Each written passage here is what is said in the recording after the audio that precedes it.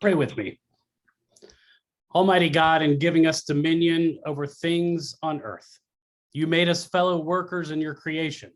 Give us wisdom and reverence so to use the resources of nature, that no one may suffer from our abuse of them, and that generations yet to come may continue to praise you for your bounty through Jesus Christ our Lord. Amen. Amen. Thank you, Kevin. Our first speaker tonight, Anjali Sauthoff, is going to help us to understand what is environmental justice. Anjali is an environmental health scientist who translates scientific research into practice by building bridges between universities, government, industry, and nonprofits. Currently, she is working with Westchester County government to develop tools to visualize and communicate the impacts of climate change on communities, and she's going to share some of those tools with us tonight. She also serves on the technical working group on health and safety for New York State Climate Impacts Assessment, and she works with regional nonprofits to build awareness about the systemic connections between climate change, social vulnerability, and environmental justice. Sauthoff received her PhD in environmental health sciences from Columbia, her master's in neurobiology from SUNY Stony Brook.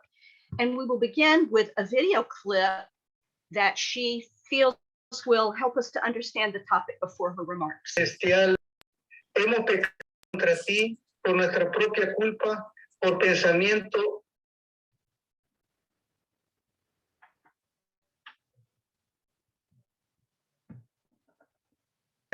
y concédenos que te sirvamos en novedad de vida, la gloria de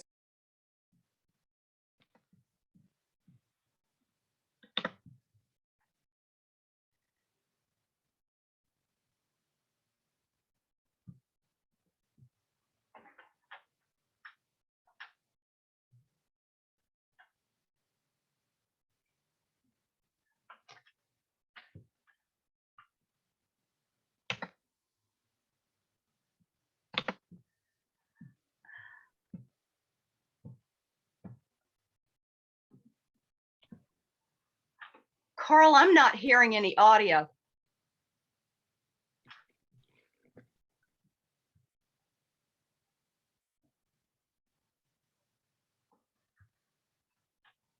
Are others hearing the audio?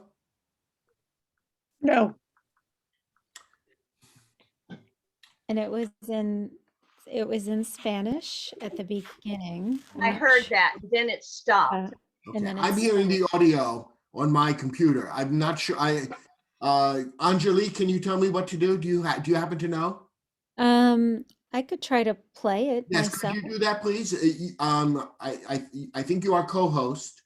I'll make you co-host, and yes, I'm making you co-host now, and then you can share. Sorry, I apologize for the technical glitch, people. Okay, let me try.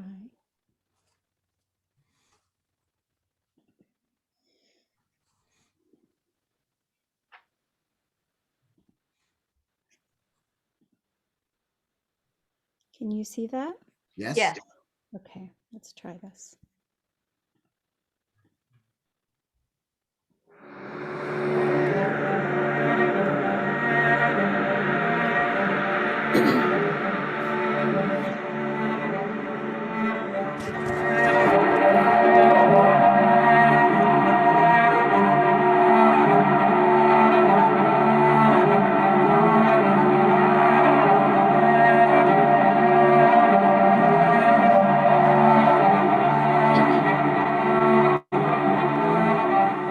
The city of Baytown is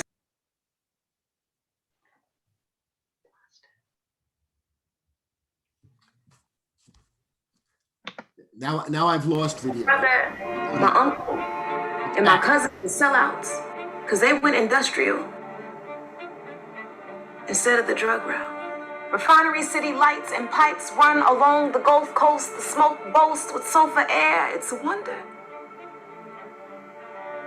Anyone's able to take a breath. We're so used to it, we forget. Soon, the sons and daughters won't be able to drink the water. They say The first priority is the people, but the people are the ones being excluded and uprooted. Just ask Archer Courts, ask George Washington Carver Elementary, or ask the Suburbanites, Exxon Sacrifice, aka Brownwood neighborhood. God bless social media, but Flint ain't the only case of complexion without protection. Baytown, aka the Dirty Bay, is surrounded by giant toxins, threatening the city in every way. We see the huge still from our window sills, make jokes as we choke. We've been possibly dying from this kind of poison oak. It's no mystery that the Black and brown communities are being targeted. Black lives matter, but not when they're expendable and making money is good for the market. Give them a fine, it's fine. They can afford it. We live with the headaches, the shortness of breath, and watery eyes. They keep building, we pay for it. Constantly trying to heal ourselves and repel the environmental destruction. Breathe it in, then breathe out.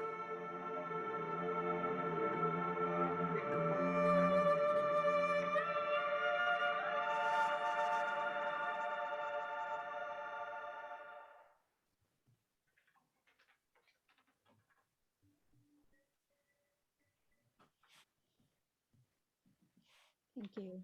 Did everybody get the whole clip? Mhm. Yes, thanks. Very powerful. Right. Carl, are you able to tee up the slides? Thank you.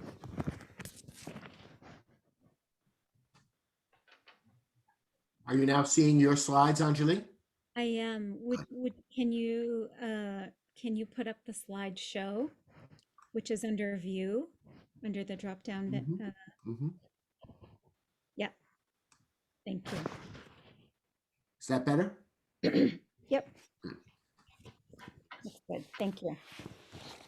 So first, again, thank you for the invitation to participate today. It's very encouraging to see awareness of these issues growing in our region. It's a necessary first step to creating healthier communities for everybody.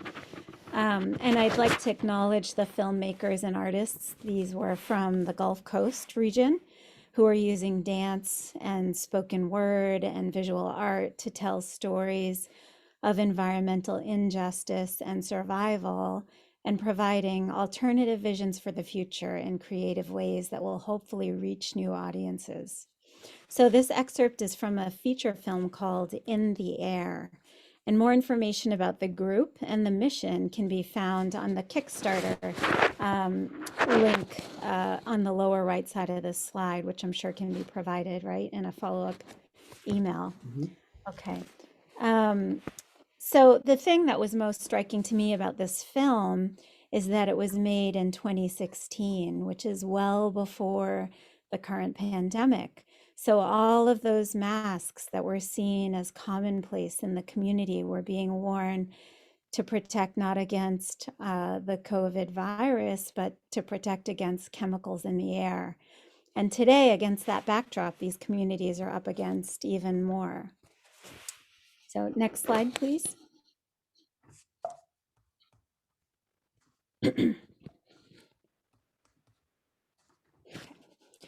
So as we saw in the film, the concept of environmental justice is focused on the disparities associated with polluting sites and facilities, which are often located in and around neighborhoods with high concentrations of ethnic minorities and economically disadvantaged populations.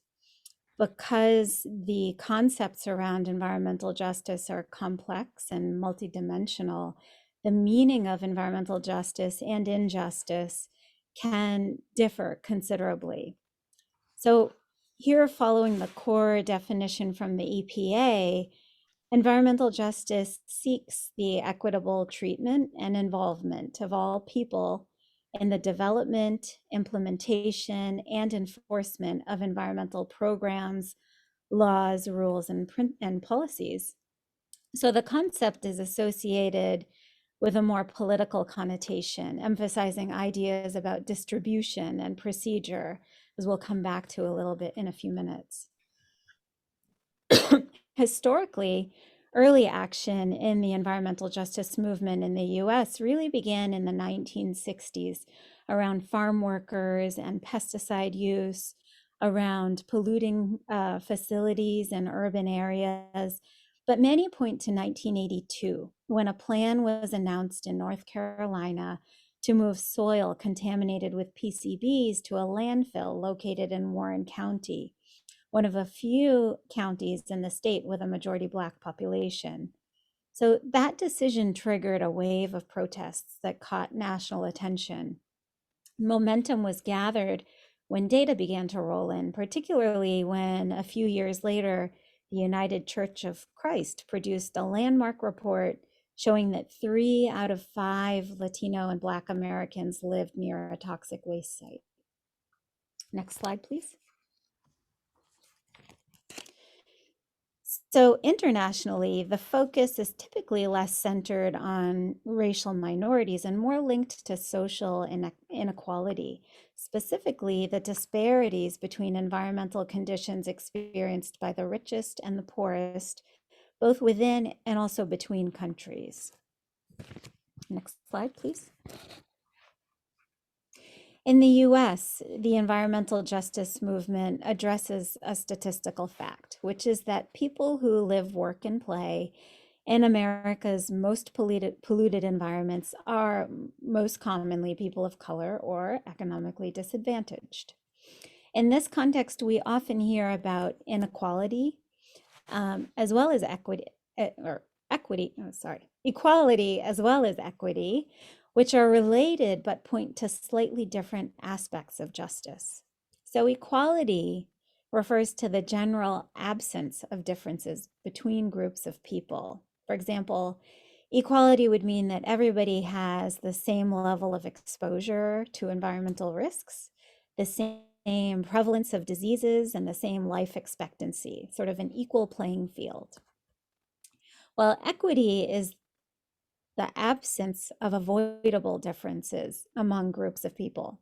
For example, differences in mortality by age group are natural, and so they may not qualify as an equity issue, but significant differences in mortality or environmental exposure between low and high income groups would be considered unfair and avoidable. So environmental health inequity refers to unfair, unjust, and avoidable differences in exposure to environmental health risk factors and to unfair, unjust, and avoidable differences in health status caused by environmental conditions. Next slide, please. So exposure, people can be exposed to pollution through air, water, soil, and even noise or light. Next slide. And pollution affects everybody, but there are inequalities in exposure. And the greatest impact is on the most vulnerable. Vulnerability relates to the fact that disadvantaged groups may be more likely to develop a disease or more severe disease in response to an environmental exposure. Increased vulnerability can also be due to things like cumulative burdens, lots of different issues piled on top of each other, or pre-existing disease, for example. It also might be caused by lack of knowledge or capacity to adapt, and also other demographics like age demographics, pregnancy, and those with, again, underlying conditions. Next screen, please. So focusing on Westchester County, and I want you to focus on sort of the patterns on this slide. We can observe some troubling patterns here. Taken together, these panels look kind of busy, but again, just focus on the general locations of the hotspots. EJ Screen is an environmental justice tool developed by the EPA that combines environmental and demographic indicators and maps them for better and easier visualization. Here we're looking at exposure to lead paint in the upper left-hand corner, traffic proximity on the upper right, concentrations of ozone on the bottom right, and concentrations of diesel particulate matter on the bottom left, all in the southern part of Westchester County. So we're seeing similar patterns across different exposures, whether they relate to housing quality, air quality, or traffic proximity. The places that are highlighted by color reflect higher exposure levels for all of those indicators. Next slide. Likewise, the CDC has developed a mapping tool to better understand and visualize chronic disease prevalence at the census tract level. So these maps are of the same region, the southern part of the county, and display asthma, sort of underlying asthma prevalence on the upper left, underlying prevalence of obesity on the upper right, and diabetes prevalence at the bottom. And we know that these chronic diseases are also risk factors for more severe COVID, as we've learned in the last 2 years. And you can see also that the hotspots are the same ones that light up on the previous slide. Next slide. So the map on the upper left is of the whole county, as you recognize, and it displays a social vulnerability index, sort of a cumulative index that combines several known social indicators that are associated with overall increased susceptibility to harm, any kind of harm. The red and orange areas reflect higher vulnerability relative to the yellow and green areas. And they also correspond to the highest average COVID cases per capita in the county since the start of the pandemic. And these numbers are as of last week. Next slide, please. So to take a step back and look at the full picture, I just want to introduce the concept of the syndemic. The COVID-19 pandemic has recently been referred to as a syndemic, which is a concept that recognizes the combined impact of more than one underlying disease, along with other exposures and stressors. It recognizes that diseases don't occur in a vacuum and that context is important. Early on, we all heard that the virus does not discriminate, essentially that it was socially neutral. But by now, there's quite a bit of evidence that dispels that notion, right? We've seen socioeconomic, ethnic, and geographical inequalities in COVID-19 infection and death, and the associated contexts of disparity in chronic disease and other social and environmental determinants of health, which argue for COVID-19 to be viewed as a syndemic. Next slide. So when we think about public health, we typically think of images like these, right? Next slide, please. But we're increasingly recognizing the need to reimagine public health through the lens of all of the systems that add up to define health, including access to healthy foods, transportation, high quality education, access to open space, safe and affordable housing, in addition to access to traditional medical care. Next slide, please. So don't attempt to read all these words. It's actually just a screenshot of a website that I'd like to introduce today. Just as with the COVID-19 pandemic and polluting facilities, climate change is another environmental determinant of health that we must consider systemically and at a variety of scales.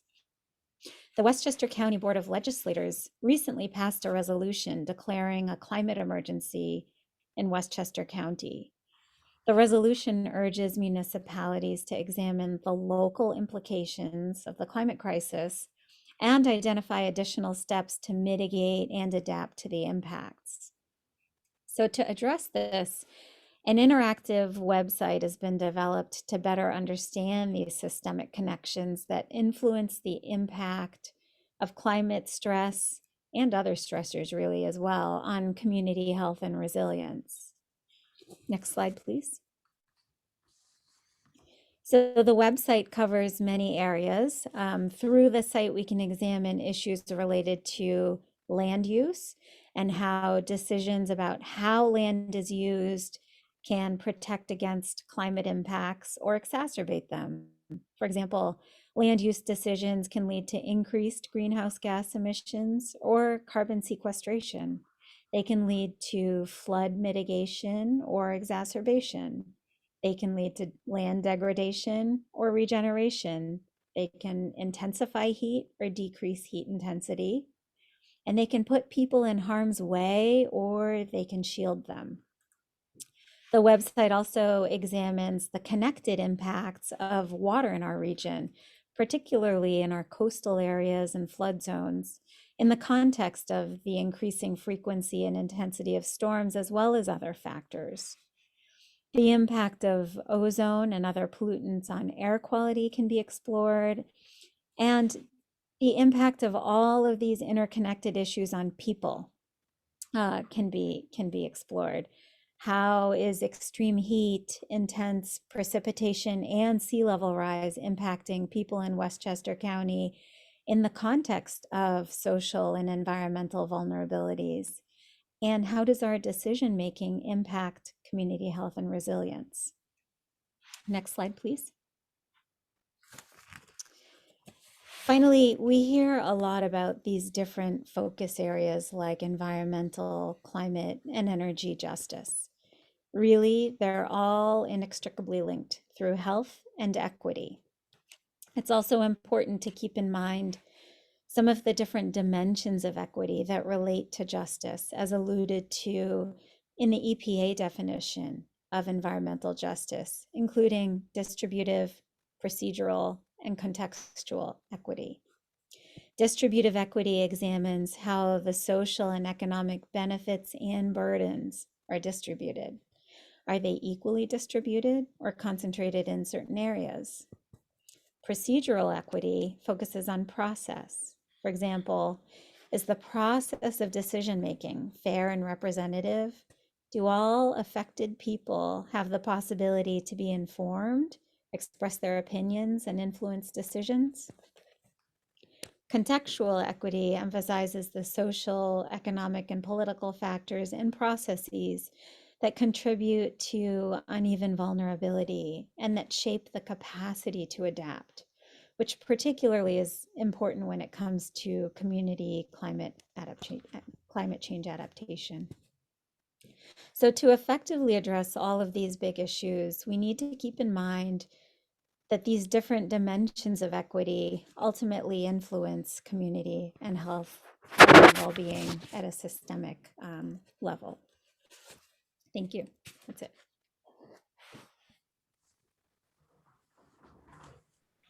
Thank you so much, Anjali, for this broad and very clear interconnected introduction to this topic. It can almost seem daunting to wonder what in the world can we do. But I'm very glad that we have 3 additional speakers tonight who really are, like you, on the ground working in Westchester County. And I see some people are raising their hands. If you'll put questions into the chat, we're going to get to questions later. Thank you very much. Anjali actually has another meeting to go to now. And so I will thank you right now for your participation, and I will introduce our next speakers. Thank you very much. Right. And so our next 3 speakers and panelists are Delia Farquharson, who has recently completed a 4-year term as a member of the Mount Vernon City Council. In that role, she chaired initiatives tackling issues including public safety, tenants' rights, protecting disability rights, and protecting the assets of the city. For the past 7 years, she has presented wellness weeks in Mount Vernon. focused on emotional health and wellness, organized around 8 dimensions of wellness. Mrs. Farquharson previously served 4 years on the school board as a trustee, and she received her MS in social work from Columbia. Our second presenter on the panel is Paul Presendieu. He is the outreach manager for Sustainable Westchester, which is a nonprofit consortium in Westchester County that supports 44 municipal governments with programming in climate resilience and our renewable energy transition. The son of 2 immigrants, Mr. Presendieu is also the current chairman of the City of New Rochelle's Environmental Energy Advisory Committee, and he's the global ambassador for the United Nations Foundation for the 13th Sustainable Development Goal, Climate Action. Our third presenter on the panel is the Reverend Dr. Gregory Simpson, who holds a PhD in organic chemistry and had a 30-year career in science before he became a theologian. His current specialties include fundraising and activism. He is the pastor of Norrishem Presbyterian Church in Pearl River, New York. He also is on the boards of the Hudson River Clearwater Sloop, TransArts Inc. in Kingston, and the Center for Earth Ethics. He is co-founder of the Hudson Valley Environmental Justice Coalition, and in response to the needs of students of color in education, Dr. Simpson co-founded Learning for Life Solutions to encourage student success in STEM and pre-med programs. Thank you all so much for being here, and I will hand this over now to Jenny Laughlin, who will moderate the panel. Great, thanks so much, Janice, and welcome and thank you again to the panelists and to Anjali. Although she's left, it was wonderful to have her backdrop as we enter into this conversation. I'm wondering if we could start the panel discussion by asking each of our panelists but just to describe your work a little bit and the way you or your organizations are working to bring about awareness of environmental justice issues and address their impacts. And I think it's interesting in this setting because I can't see the panelists themselves unless I go into to a different gallery view. So I'm going to do that, and I'm going to start with Delia. If you'd start just describing a little about the work that you've been doing in Mount Vernon and particularly around environmental impact. Okay. Good evening, and thank you all very much for inviting me to participate. I have to say a special thank you to Anne Jaffe Holmes, who's really a great ally for our community and just has shown up and supported. So thank you, Anne, for inviting me to be a part of this panel. I prepared some comments because I think that might be a little easier. So I'll just read it. It won't take very long, and it'll answer your question, but it'll also provide a framework. So as the introduction said, I'm a former city council member in Mount Vernon, and Mount Vernon is a great city with motivated people who are unafraid to work together for the common good. Mount Vernon, however, is unfortunately operating at a deficit with asthma rates, as referred to by Anjali, that are some of the highest in the county and even in the state. I am pleased that, as part of the city council in Mount Vernon, we passed a tree ordinance to protect our tree canopy. We also passed legislation to ban the use of gas-powered lawn care equipment. And we have a tree ordinance committee that's working really hard to implement that ordinance. But we are up against development, the struggle of development, because what happened just recently, not far from my home, is that about 20 trees, mature trees, were chopped down because of the development that's happening, building housing, more housing, even though we're the second densest city in the state. The work of becoming a self-sustaining community has begun in Mount Vernon, and we have a few community gardens, but I believe it has to become a way of life, right? Where we're sustaining that kind of activity. I've also proposed legislation to designate lot on 4th Avenue, which is our main thoroughfare, as a community garden. And that is one of the unfinished parts of my agenda. And I hope that the real estate committee and the seated council.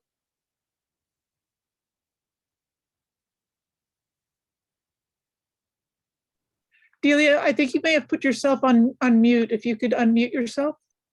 Yeah, I'm sorry. Thank you. I said that there's much work to be done to raise the environmental awareness in Mount Vernon. Garbage is a problem. And while this has shown some improvement over the last several months, more work needs to be done to change the behavior of community members, to condition them to use a garbage bin every single time. Well, garbage is a problem that's also affecting our sewer system. We know that not properly disposing of garbage threatens our sewers, and we have significant problems with illicit discharge in our sewers, with the contamination of our groundwater, and it has been neglected for years. And I'm pleased to see Tracy Brown here, because Tracy has also done some work in our community. But what I'd like to say is this, that our residents in Mount Vernon, and Anjali's presentation proves that, shows that we have not had equal access to properly enjoy our environment. So we can just imagine what a clean waterway will do for the quality of life in Mount Vernon. But most recently, our city has been responding to the sewer problems. The governor, Governor Hochul, just awarded an additional $10 million. And some of the $41 million that was awarded from the ARPA funds has been designated to be used to help our sewers. What I'd like to say is that another growing problem in our community is homelessness, right? The moratorium just expired. And so we're going to see an increased level of homelessness in Mount Vernon, where it's already very high, because we have some poor quality housing. We have slumlords that are prevalent in our community, and those things continue to plague our communities. With high asthma rates and some of the highest rates of mortality from cancer and other chronic conditions, now we have, for the last 2 years, been protesting the closure of the only hospital in Mount Vernon. And while Montefiore has backed off of closing the hospital, we still do not have a state-of-the-art medical facility that meets the needs of a chronically ill community like Mount Vernon. And, you know, it's almost like Anjali's presentation answered or spoke to so many of the points in my presentation, because our community was not consulted when Montefiore decided that they would close our hospital. Nobody came to our community and said, how come, or this is what is going to happen. So that decision was made in a vacuum. There were a couple members of our community that was supposedly on a board, but the majority of the community was not consulted. And I think that it is unjust to take away healthcare from a chronically ill community of 100,000 people, because this is both a social and an environmental injustice. And then I speak to the issue of land use. I believe having a land trust will help to preserve the community's ownership of land in Mount Vernon, and how land is used, because we do not have a comprehensive plan. So how land is used is influenced a lot by the developers.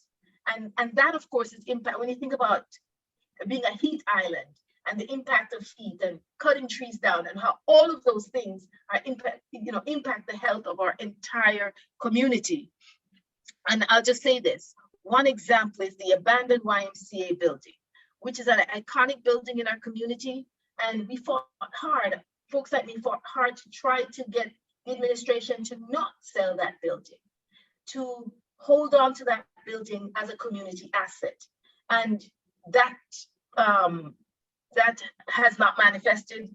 An MOU was signed with a developer to make it into another high-rise housing. But it's even more of a travesty, because every year, this community member, Maria, creates this beautiful garden in the backyard of the YMCA, right? This beautiful garden with all kinds of vegetables and all kinds of herbs and flowers. And that's going to be lost again to development, where we already are one of the most dense cities in New York State and the 8th densest in the country. That's not what we need. We need green spaces so people can breathe. We need sustainable development and opportunities so that the health of our community, which demonstrated by all those charts that Anjali shows that Mount Vernon is adversely impacted by all of these injustices, that are categorized. So thank you. Thank you for those opening comments, and certainly those charts were so illustrative of what the impact is in Mount Vernon. Paul, I'm going to ask you to talk a little bit and make some introductory comments about your work as well, please. Yeah, my name is Paul Presendieu from New Rochelle, New York.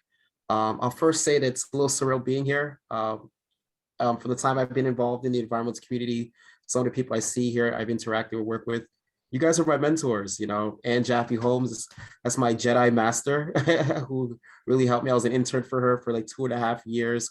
And she really helped me a lot in terms of not only developing professionally, but establishing the mental resilience that we all need when we're trying to address issues that kind of are long-standing in our communities. Also, Tracy Brown from Riverkeeper, Susie Ross, who we work with NISAC as well too. You're all superstars, and I really am happy to be here to talk and have this dialogue to support all communities throughout Westchester County.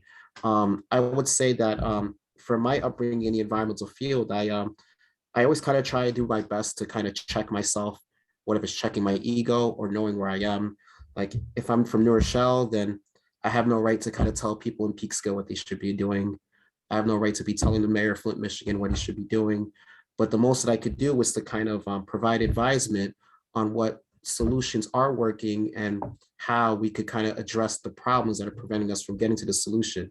I feel like one of my superpowers that I have now, I don't know if we're out to say superpowers, is that I have a strong imagination. I see things how they should be, not how things are. So if I could be a 4-year-old staring into the sky and imagining flying knights with wing sandals and stuff like that, and I could look at a community that's a desert and imagine urban gardens and imagining a green infrastructure and seeing what should be there, and then seeing what are the obstacles preventing us from getting there. It's like working the solution from right to left. And from Sustainable Westchester and organizations I work with, we really work hard on coalition building. I know that when we saw the census data for 2020 for the Department of Planning that showed that Westchester County grew to 26.8% Hispanic representation, I sat down with our executive director, Nina Orville, who many of you may know, to call upon us hosting Hispanic roundtables because we need to make sure that we're empowering the people that culturally resonate with the communities, people in government, to be able to talk amongst themselves around the resources that are available that have not been equitably disseminated to members of the Hispanic community, to find out what we as Sustainable Westchester should be doing. It's not us going out there telling people what they should be doing, but by us working with the Hispanic leaders like a county legislator, Jose Alvarado, Mayor Luis Marino, a village trustee, Karen Patino in Mount Kisco, and also County Councilman Andre Castillo, to name many of them, because if we're going to be going into engaging communities that are over 40% Hispanic, like the city of Yonkers, like the village of Sleepy Hollow, like the village of Portchester, the village of city of Peekskill, the city of Mount Vernon is also about 20% Hispanic as well. It's important that we have the liaisons that could help bridge the divide and help establish a level of authenticity and righteousness that we have towards the cause, because it is important that we kind of look at the environmental movement through the truly intersectional lens that it really is, so that we could bridge the cultural divide that has been kind of dividing us. But if we realize it, it will make us so much stronger. Like, there's some beautiful quotes out there that are different patches that might keep you warmer than a blanket would. And it's important that we look at things through that lens. And there's so many organizations nationally that we could reach out to that won't have us to reinvent the wheel. There's an Asian and Pacific Islander environmental network. There's an organization called Green Latinos that I recently somehow got tricked into be the working group co-chair for their climate and clean air task force. And there's also organizations called Outdoor Afro. The NAACP has a climate and environmental justice network. And I'm happy actually I added you on Reverend Dr. Gregory Simpson on LinkedIn because I wanted to share with you an organization I came across called Greening the Church, which helps churches become sustainability and economic resilience hubs. Because if people can see a church as a safe haven to strengthen their connection with the Creator, and it can also be a place where they can learn how to read their Con Edison bill, or how to access LED light bulbs, and how to gain resources in urban agriculture. And I do know that we in Westchester County, we have an opportunity to really turn the corner of how we're addressing environmental justice issues, because we're able to share things that historically have been disenfranchised, even if it's linguistic translation services, or even in terms of youth climate activism. Currently with the FCW, Federated Conservationists of Westchester County Board, I serve as the board's liaison to our student network, and it's a really remarkable experience. It makes me feel like an environmental blacksmith sometimes, where I'm helping cultivate leaders and giving them environmental weapons. Here's an axe, go do a composting program in Mamaroneck, and here's a sword, or for you in New Rochelle, or here's a shield for you in Mount Vernon, because it's really about us really empowering, cultivating the next generation of leaders. There's a quote from Frederick Douglass where he says, "It's easier to build strong children than to repair broken men." And my work is State of Westchester. I'm dealing with a lot of broken men and adults out there, that people that don't get it, people that don't want to transition towards renewable energy because they're paying $2 more on their Con Edison bill, even though they don't realize that by them not transitioning, and the on-site combustion of fossil fuel sources of renewable energy in proximity to the community is going to cause devastating impacts to their public health that will be exponentially more on their hospital bills if they reach that point. So collectively, I know that we can make the difference. I'm happy that this conversation is occurring in the river towns, no less. I would never have believed, if you asked me 3 years ago, if I would be in an environmental justice conversation with the river towns, I would not believe it, So I'm really happy that this conversation is occurring, and that we're able to come together to figure out what's working and really what needs to be done. And most importantly, who are the community stakeholders that we could work with to help bridge and share the information that we need to get going. What if it's a Dominican Culture Association of Yonkers? What if it's the NAACP, the Boys and Girls Clubs, the YMCAs, the African American Men in Westchester, and just put on my radar exists out in Westchester County, the Urban League of Westchesters. It's just that there has to be a way that we had to be innovative of bringing the environmental resources to the people that historically have been disenfranchised for receiving this information, to make sure that there is an equitable transition and that we're rising the quality of life for all residents, because we're all in this together. One ship flying around the sun, going through space, and unless we really realize that, we're gonna start looking at things. We're gonna look outside one day, and we're gonna think we're in the Book of Revelations. And it's important that we all do what we can with the small period of time that we're here on this planet. And I know I've shared this with you, like I have a personal connection with the environment. I lost my biological mother when I was 4 months old. A tree fell on her during a flash storm that occurred. I think that was the first time I heard about climate whiplash. And my grandmother saying, "Hey, don't go outside," to my mother, Luce Mercedes, Presendieu. There's gonna be a storm later on, but she's looking at the sun. She's looking at the sun. He's like, "You know what? Let me go outside." And a tree fell on her. And the fact that I was able to now be here in the city of New Rochelle as the environmental advisory chairman, where I'm appointing the subcommittee co-chairs for the tree ordinance and the tree board, it allowed me to realize that, all right, Paul, you're doing something serious. You're here, and you really have an opportunity to make a difference. And that's what I try to install in some of the young leaders I encounter all the time, where, you know, if the environmental movement isn't for you, there's still a way that you could be able to educate your parents on nutrition, on proper nutrition, or how you can learn how to do a community garden, or how you could create an environmental club at your school and connect it with your Black Student Union or your Latino Student Association or your Asian American club, because that intersectional lens has to be instilled in people at the young age, so that by the time they become adults, they'll be willing to sacrifice eating a bagel once a month at the neighborhood deli that costs $1.50 to completely offset their carbon emissions from electricity supply. So, yeah, I guess that's it. I'll pass it back to you. That's fantastic, Paul. Thank you so much. And it's such a great segue to, I'm sure some of what you were talking about in terms of, you know, youth education, in particular, having talked with Gregory Simpson yesterday about his interest. And I'd love to turn the baton over to you, Gregory, for some introductory comments as well. Thank you. So, thanks for inviting me, and thanks for the comments so far. You know, it's good to be in this kind of conversation. It's taken a lot of maneuvering to be here, but I'm glad I'm here. I'm glad I'm here to listen and to learn, just like all of you. I'm just going to say two things. One, my passion is science education. That's what my passion is. My passion is all about STEM. It's all about STEM education, science, technology, engineering, and math, or as my more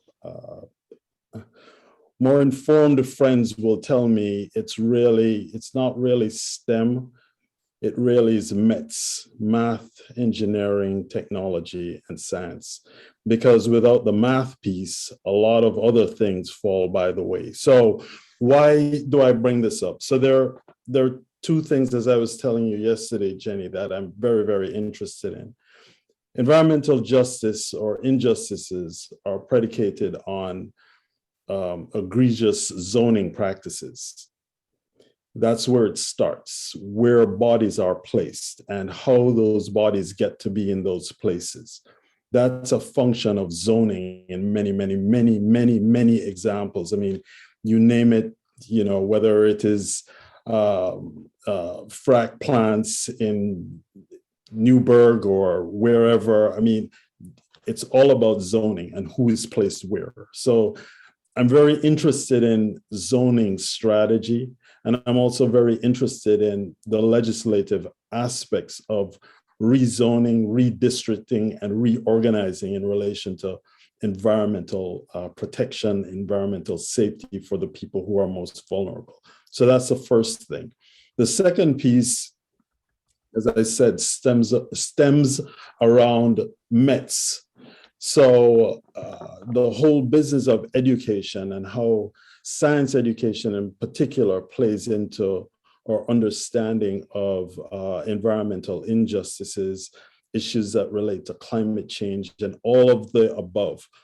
All of what we're talking about to the communities that are most vulnerable are impinge very heavily on an understanding of the science and technology that's created the problem. So whether you're talking about air quality or water quality or food quality, it doesn't really matter. The bottom line is that there's some chemical in the system or in the environment that is causing a problem. You know, things like lead, things like PFAS, benzenoid related compounds, all these things are problematic in the environments where the most vulnerable live. And so my advocacy is heavily predicated on more people in BIPOC communities really having a thorough understanding or a better understanding of how the chemistry, how the biology, how the physics, and how the mathematics works in terms of pure, straight up, unadulterated advocacy. That's the most important thing. I think as environmental justice advocates, we're doing ourselves a little bit of a disservice by not being as well informed in the scientific machinations of the problems that we're wrestling with. And I think that has formed the bulk of my work. I've been recently put on the board of trustees of SUNY Ulster Community College. And one of the things I'm interested in learning about there in that capacity as a trustee is understanding how their science and technology programs are going to be different in light of issues such as environmental justice and injustices. So I think I'll stop there in the interest of time. We really want to get other people's voices in, but we can always pick up other comments as we go along. So thank you. Thank you, Gregory. One of the things that, and I think I'm going to just leave it open to whoever wants to address this first, is like, in terms of advancing the cause of environmental justice, I hear the historic pieces that Delia talked about, and also the zoning history. What other challenges do you see to advancing environmental justice in the environment we're in now? Delia, you were talking some. Yes, thank you, Jenny. I think it's about awareness. I think that we have some segments of our community that's aware that this is a problem, and that it's a problem that is urgent and needs immediate attention. But we have so many that do not. For example, our school system here in Mount Vernon, I believe, needs to put greater emphasis on educating our children around this issue. And Dr. Simpson is right that the level of understanding needs to be raised. The standard, because I served on the school board from 2009 until 2013. When I joined the school board in 2009, the graduation rate at our high school was about 54%. I believe if you exclude the STEM school and the magnet school, the graduation rate is just about the same. So that means we have not made real progress. And but our children are not being exposed, are not being presented with the opportunities that this knowledge, this challenge, this opportunity presents for them in terms of being able to come with creative solutions and understand the impact on their lives, that nothing is happening in isolation, that the violence that they're exposed to is not in isolation, that the healthcare outcomes that they're exposed to is not in isolation, that the noise, like all of this is not in isolation. So I think that we have to widen the net, broaden the net, pull people to the table to say this is an urgent matter. The schools, the library, City Hall, the churches for sure, because there are so many churches in Mount Vernon, and it needs to be a primary focus on the agenda of all of these organizations. Other thoughts about, thank you, Delia, about that awareness piece is huge. Other thoughts about challenges? Yeah, I mean, I think that,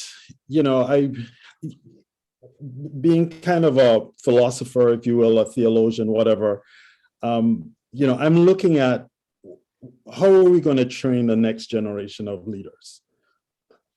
One of the biggest movements that has taken place across this country in the last, I would say, 10 years is how youth are engaging in issues of climate justice.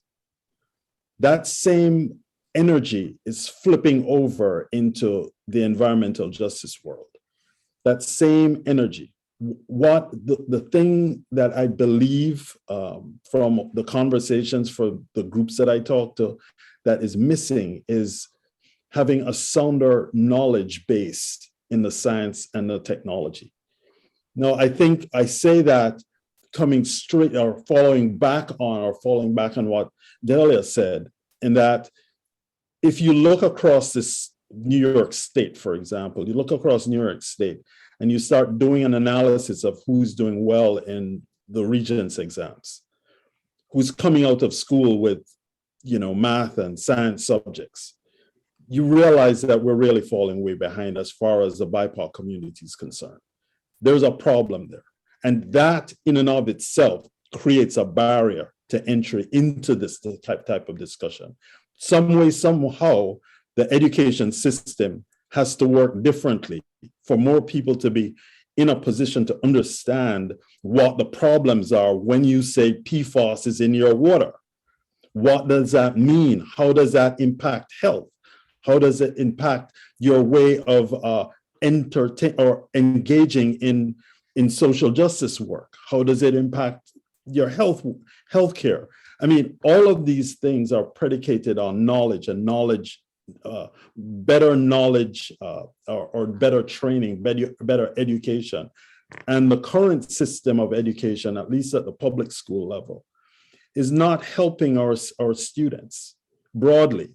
It's not preparing them, at least not BIPOC students, not the students that are most vulnerable, who are going to be the leaders in the future. This is a problem. We have to address or readdress some of this education strategy in order to kind of mitigate against this problem.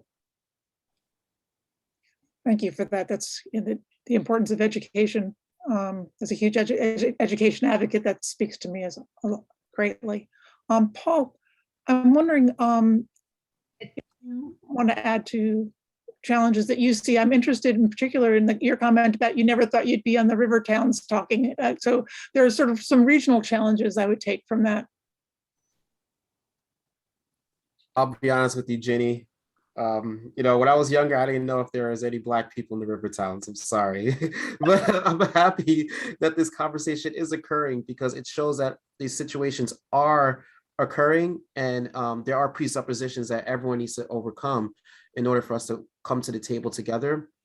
I would, one thing I would mention is that in regards to the education, that is truly key, because unless we're able to put environmental science on a level playing field of importance educationally, as we put biology, as we put chemistry, it's going to be very much different. It's going to be much more difficult for people to take it seriously when they reach an adulthood. When I was taking environmental science courses, I remember when I was taking my environmental courses at Westchester Community College, I was the only environmental science student that major that's taking that course. A lot of people were taking it because they didn't want to take chemistry, or they didn't want to take inorganic chemistry or biology. They were just looking for what's the easiest natural science curriculum requirement for the degree, and they'll take it. And it's really important information that was being shared there. It was talking about, our loss of glacier landmass, which is having a negative impact on our albedo effect to be able to reflect solar rays back into the land, and it's causing the heating that's occurring on our planet. It was also talking about the loss of water infrastructure. Some of our northern municipalities have ground source water supplies, and our maintenance of roads through rock salt is also causing salinity is rising, the salinity levels in our groundwater sources, which is a big issue, because if you could go to the American Heart Association, you could show that, 1 out of every 2 Americans has some heart disease or some cardiovascular disease. So if you're putting heightened rising the salt levels in people's water supply, it's really gonna cause a devastating impact.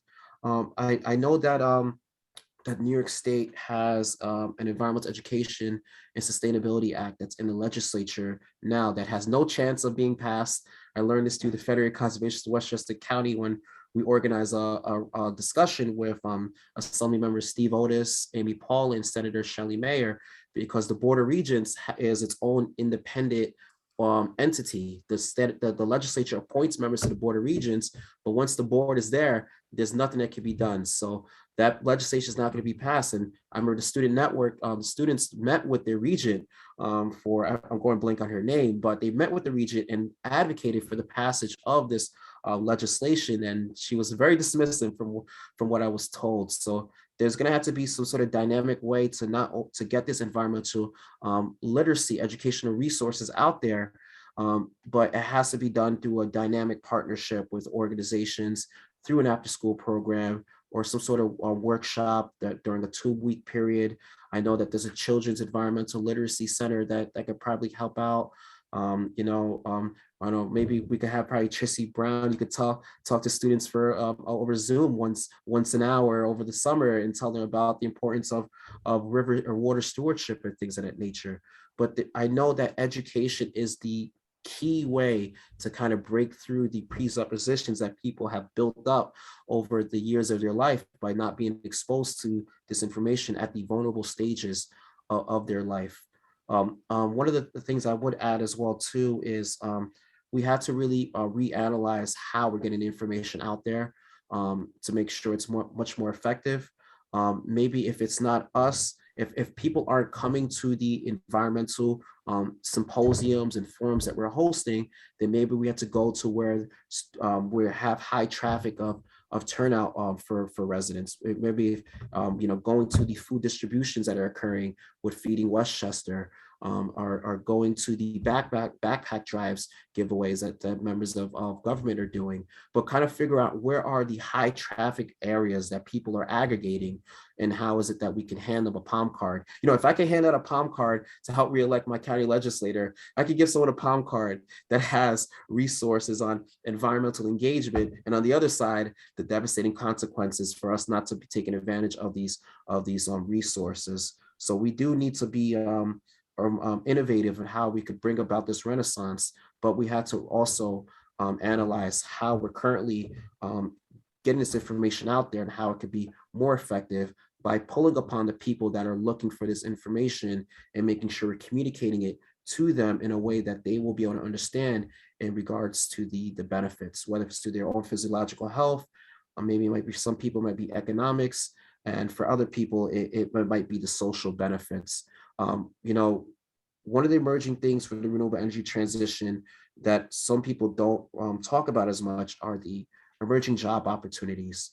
I'm being exposed to all the time workforce development programs where people could take a 6-month program and now they're a heat pump installer or they're an HVAC technician, and they're not making a lot of money, but they're not going to be struggling to get by. I can tell you that the money that people are getting now as an HVAC technician for a 6-month program, I feel like my parents gave birth to me a little bit too late, because I was working as a deli clerk at ShopRite making $8 an hour in my first job.